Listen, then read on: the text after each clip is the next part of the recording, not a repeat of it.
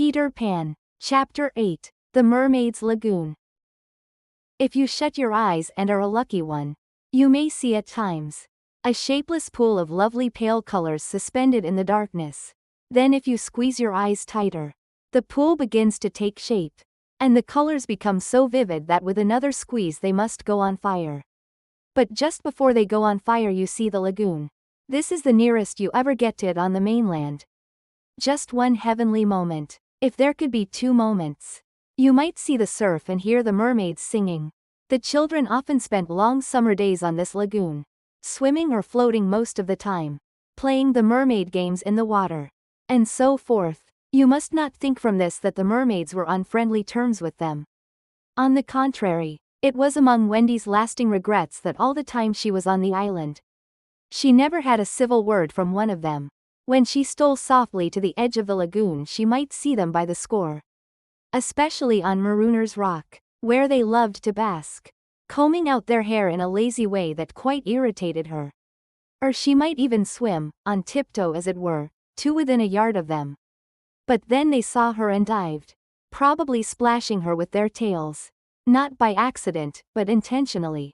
They treated all the boys in the same way, except of course Peter, who chatted with them on Marooner's Rock by the hour, and sat on their tails when they got cheeky. He gave Wendy one of their combs. The most haunting time at which to see them is at the turn of the moon, when they utter strange wailing cries. But the lagoon is dangerous for mortals then, and until the evening of which we have now to tell, Wendy had never seen the lagoon by moonlight, less from fear, for of course Peter would have accompanied her, than because she had strict rules about everyone being in bed by 7. She was often at the lagoon, however, on sunny days after rain, when the mermaids come up in extraordinary numbers to play with their bubbles. The bubbles of many colors made in rainbow water they treat as balls, hitting them gaily from one to another with their tails, and trying to keep them in the rainbow till they burst. The goals are at each end of the rainbow, and the keepers only are allowed to use their hands. Sometimes a dozen of these games will be going on in the lagoon at a time, and it is quite a pretty sight. But the moment the children tried to join in they had to play by themselves, for the mermaids immediately disappeared. Nevertheless, we have proof that they secretly watched the interlopers, and were not above taking an idea from them, for John introduced a new way of hitting the bubble, with the head instead of the hand, and the mermaids adopted it. This is the one mark that John has left on the Neverland. It must also have been rather pretty to see the children resting on a rock for half an hour after their midday meal. Wendy insisted on their doing this, and it had to be a real rest even though the meal was make-believe. So they lay there in the sun, and their bodies glistened in it, while she sat beside them and looked important. It was one such day, and they were all on Marooner's Rock. The rock was not much larger than their great bed, but of course they all knew how not to take up much room. And they were dozing, or at least lying with their eyes shut, and pinching occasionally when they thought Wendy was not looking. She was very busy, stitching. While she stitched a change came to the lagoon. Little shivers ran over it, and the sun went away and shadows stole across the water, turning it cold. Wendy could no longer see to thread her needle, and when she looked up, the lagoon that had always hitherto been such a laughing place seemed formidable and unfriendly. It was not, she knew, that night had come, but something as dark as night had come. No, worse than that. It had not come, but it had sent that shiver through the sea to say that it was coming. What was it? There crowded upon her all the stories she had been told of Marooner's Rock, so called because evil captains put sailors on it and leave them there to drown. They drown when the tide rises, for then it is submerged. Of course she should have roused the children at once, not merely because of the unknown that was stalking toward them, but because it was no longer good for them to sleep on a rock grown chilly. But she was a young mother and she did not know this. She thought you simply must stick to your rule. About half an hour after the midday meal. So, though fear was upon her, and she longed to hear male voices, she would not waken them. Even when she heard the sound of muffled oars, though her heart was in her mouth, she did not waken them. She stood over them to let them have their sleep out. Was it not brave of Wendy? It was well for those boys then that there was one among them who could sniff danger even in his sleep. Peter sprang erect, as wide awake at once as a dog. And with one warning cry he roused the others. He stood motionless, one hand to his ear. "Pirates!" he cried. The others came closer to him. A strange smile was playing about his face. And Wendy saw it and shuddered. While that smile was on his face, no one dared address him. All they could do was to stand ready to obey. The order came sharp and incisive. "Dive!" There was a gleam of legs. And instantly the lagoon seemed deserted. Marooner's Rock stood alone in the forbidding waters, as if it were itself marooned. The boat drew nearer. It was the pirate dinghy, with 3 figures in her. Smee and Starkey, and the third a captive. No other than Tiger Lily. Her hands and ankles were tied. And she knew what was to be her fate. She was to be left on the rock to perish. An end to one of her race more terrible than death by fire or torture. For is it not written in the book of the tribe, that there is no path through water to the happy hunting ground? Yet her face was impassive. She was the daughter of a chief. She must die as a chief's daughter. It is enough. They had caught her boarding the pirate ship with a knife in her mouth. No watch was kept on the ship, it being Hook's boast that the wind of his name guarded the ship. For a mile around, now her fate would help to guard it also. One more whale would go the round in that wind by night. In the gloom that they brought with them, the 2 pirates did not see the rock till they crashed into it. "Luff, you lubber!" cried an Irish voice that was Smee's. "Here's the rock. Now, then, what we have to do is to hoist the redskin onto it. And leave her here to drown." It was the work of one brutal moment to land the beautiful girl on the rock. She was too proud to offer a vain resistance. Quite near the rock, but out of sight, 2 heads were bobbing up and down. Peter's and Wendy's. Wendy was crying, for it was the first tragedy she had seen. Peter had seen many tragedies, but he had forgotten them all. He was less sorry than Wendy for Tiger Lily. It was 2 against 1 that angered him. And he meant to save her. An easy way would have been to wait until the pirates had gone. But he was never one to choose the easy way. There was almost nothing he could not do. And he now imitated the voice of Hook. "Ahoy there, you lubbers!" he called. It was a marvelous imitation. "The captain," said the pirates, staring at each other in surprise. "He must be swimming out to us," Starkey said, when they had looked for him in vain. "We are putting the redskin on the rock," Smee called out. "Set her free," came the astonishing answer. "Free? Yes, cut her bonds and let her go." "But, Captain, at once, d'ye hear?" cried Peter, "or I'll plunge my hook in you." "This is queer," Smee gasped. "Better do what the captain orders," said Starkey nervously. Aye, Smee said, and he cut Tiger Lily's cords. At once like an eel she slid between Starkey's legs into the water. Of course Wendy was very elated over Peter's cleverness.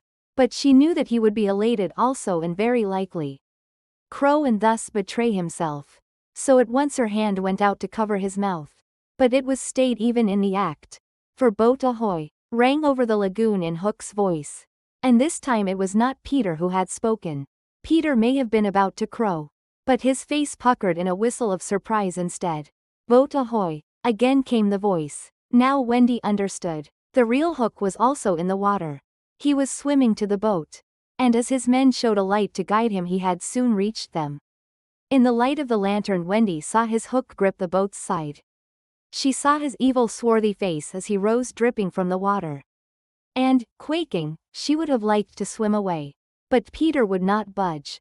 He was tingling with life and also top-heavy with conceit. "Am I not a wonder? Oh, I am a wonder," he whispered to her. And though she thought so also, she was really glad for the sake of his reputation, that no one heard him except herself. He signed to her to listen. The 2 pirates were very curious to know what had brought their captain to them. But he sat with his head on his hook in a position of profound melancholy. "Captain, is all well?"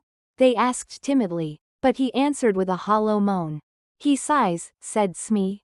"He sighs again," said Starkey. "And yet a 3rd time he sighs," said Smee. Then at last he spoke passionately. "The game's up," he cried, "those boys have found a mother." Affrighted though she was, Wendy swelled with pride. "Oh evil day," cried Starkey. "What's a mother?" asked the ignorant Smee. Wendy was so shocked that she exclaimed, "He doesn't know." And always after this she felt that if you could have a pet pirate, Smee would be her one. Peter pulled her beneath the water. For Hook had started up, crying. "What was that?" "I heard nothing," said Starkey, raising the lantern over the waters. And as the pirates looked they saw a strange sight. It was the nest I have told you of, floating on the lagoon. And the Never bird was sitting on it. "See," said Hook in answer to Smee's question. "That is a mother." What a lesson. The nest must have fallen into the water. But would the mother desert her eggs? No. There was a break in his voice. As if for a moment he recalled innocent days when. But he brushed away this weakness with his hook. Smee, much impressed, gazed at the bird as the nest was borne past. But the more suspicious Starkey said, "If she is a mother, perhaps she is hanging about here to help Peter." Hook winced. "Aye," he said, "that is the fear that haunts me." He was roused from this dejection by Smee's eager voice. "Captain," said Smee, "could we not kidnap these boys' mother and make her our mother?" "It is a princely scheme," cried Hook. And at once it took practical shape in his great brain. "We will seize the children and carry them to the boat. The boys we will make walk the plank. And Wendy shall be our mother." Again Wendy forgot herself. "Never," she cried, and bobbed. What was that? But they could see nothing. They thought it must have been a leaf in the wind. "Do you agree, my bullies?" asked Hook. "There is my hand on it," they both said. "And there is my hook." "Swear." They all swore. By this time they were on the rock. And suddenly Hook remembered Tiger Lily. "Where is the redskin?" he demanded abruptly. He had a playful humor at moments. And they thought this was one of the moments. "That is all right, Captain," Smee answered complacently. "We let her go." "Let her go," cried Hook. "'Twas your own orders," the boatswain faltered. "You called over the water to us to let her go," said Starkey. "Brimstone and gall," thundered Hook. "What cousining is going on here?" His face had gone black with rage. But he saw that they believed their words. And he was startled. "Lads," he said, shaking a little. "I gave no such order." "It is passing queer," Smee said. And they all fidgeted uncomfortably. Hook raised his voice. But there was a quiver in it. "Spirit that haunts this dark lagoon tonight," he cried. "Dost hear me?" Of course Peter should have kept quiet. But of course he did not. He immediately answered in Hook's voice.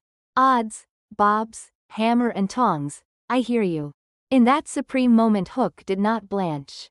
Even at the gills. But Smee and Starkey clung to each other in terror. "Who are you, stranger? Speak," Hook demanded. "I am James Hook," replied the voice captain of the Jolly Roger. You are not," Hook cried hoarsely. "Brimstone and gall," the voice retorted. "Say that again, and I'll cast anchor in you." Hook tried a more ingratiating manner. "If you are Hook," he said almost humbly, "come tell me, who am I?" "A codfish," replied the voice. "Only a codfish." "A codfish," Hook echoed blankly, and it was then but not till then that his proud spirit broke. He saw his men draw back from him. "Have we been captained all this time by a codfish?" they muttered. "It is lowering to our pride." They were his dogs snapping at him, but tragic figure though he had become he scarcely heeded them. Against such fearful evidence it was not their belief in him that he needed, it was his own. He felt his ego slipping from him. "Don't desert me, bully," he whispered hoarsely to it. In his dark nature there was a touch of the feminine, as in all the great pirates, and it sometimes gave him intuitions. Suddenly he tried the guessing game. "Hook," he called, "have you another voice?" Now Peter could never resist a game, and he answered blithely in his own voice, "I have." "And another name?" "Aye." "Vegetable?" asked Hook. "No." "Mineral?" "No." "Animal?" "Yes." "Man?" "No." This answer rang out scornfully. "Boy?" "Yes." "Ordinary boy?" "No." "Wonderful boy?" To Wendy's pain the answer that rang out this time was yes. "Are you in England?" "No." "Are you here?" "Yes." Hook was completely puzzled. "You ask him some questions," he said to the others, wiping his damp brow. Smee reflected. "I can't think of a thing," he said regretfully. Can't guess," crowed Peter. "Do you give it up?" Of course in his pride he was carrying the game too far, and the miscreants saw their chance. Yes, they answered eagerly. "Well then," he cried, "I am Peter Pan." "Pan?" In a moment Hook was himself again, and Smee and Starkey were his faithful henchmen. Now we have him, Hook shouted into the water. Smee.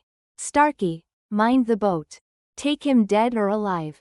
He leapt as he spoke, and simultaneously came the gay voice of Peter. Are you ready, boys? Aye, aye, from various parts of the lagoon. Then lam into the pirates.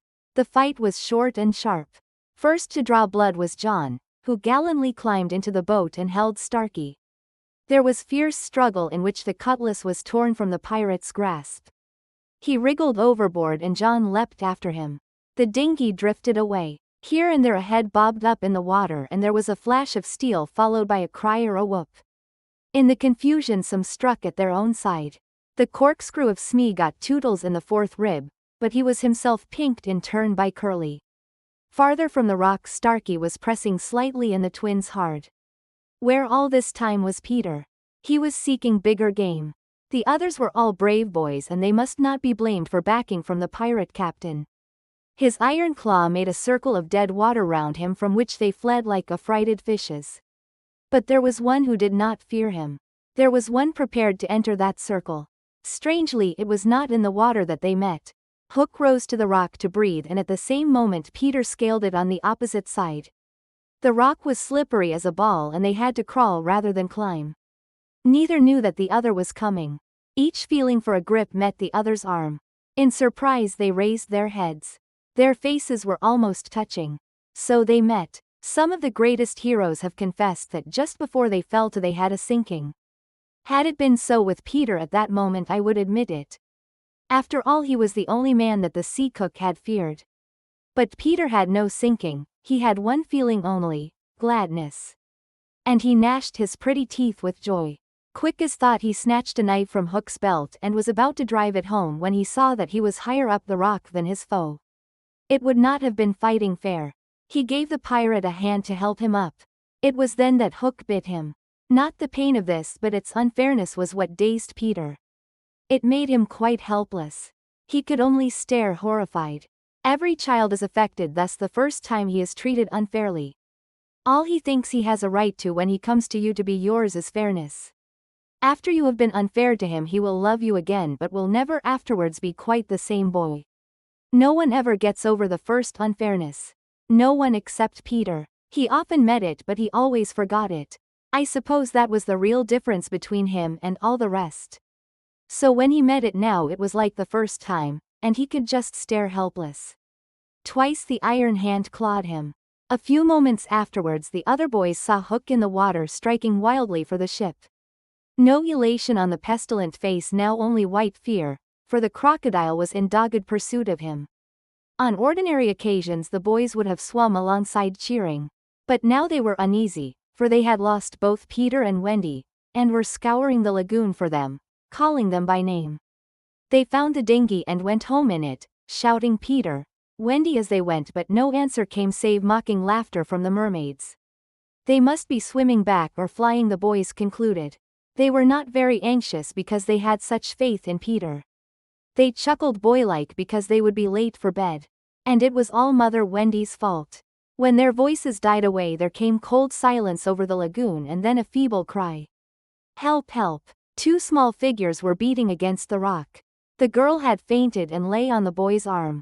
With a last effort Peter pulled her up the rock and then lay down beside her. Even as he also fainted he saw that the water was rising. He knew that they would soon be drowned, but he could do no more. As they lay side by side a mermaid caught Wendy by the feet and began pulling her softly into the water. Peter, feeling her slip from him, woke with a start and was just in time to draw her back. But he had to tell her the truth. We are on the rock, Wendy, he said, but it is growing smaller. Soon the water will be over it. She did not understand even now. We must go, she said almost brightly. Yes, he answered faintly. Shall we swim or fly, Peter? He had to tell her. Do you think you could swim or fly as far as the island, Wendy, without my help? She had to admit that she was too tired. He moaned. What is it, she asked, anxious about him at once. I can't help you, Wendy. Hook wounded me. I can neither fly nor swim. Do you mean we shall both be drowned? Look how the water is rising. They put their hands over their eyes to shut out the sight. They thought they would soon be no more. As they sat thus, something brushed against Peter as light as a kiss and stayed there as if saying timidly, "Can I be of any use?" It was the tail of a kite which Michael had made some days before. It had torn itself out of his hand and floated away. "Michael's kite," Peter said without interest, but next moment he had seized the tail and was pulling the kite toward him. It lifted Michael off the ground. He cried, "Why should it not carry you? Both of us. It can't lift two." Michael and Curly tried. "Let us draw lots," Wendy said bravely. "And you a lady, never." Already he had tied the tail round her. She clung to him. She refused to go without him. But with a goodbye, Wendy, he pushed her from the rock. And in a few minutes she was borne out of his sight. Peter was alone on the lagoon. The rock was very small now. Soon it would be submerged. Pale rays of light tiptoed across the waters. And by there was to be heard a sound at once the most musical and the most melancholy in the world. The mermaids calling to the moon. Peter was not quite like other boys. But he was afraid at last. A tremor ran through him like a shudder passing over the sea. But on the sea one shudder follows another till there are hundreds of them, and Peter felt just the one. Next moment he was standing erect on the rock again with that smile on his face and a drum beating within him. It was saying to die will be an awfully big adventure.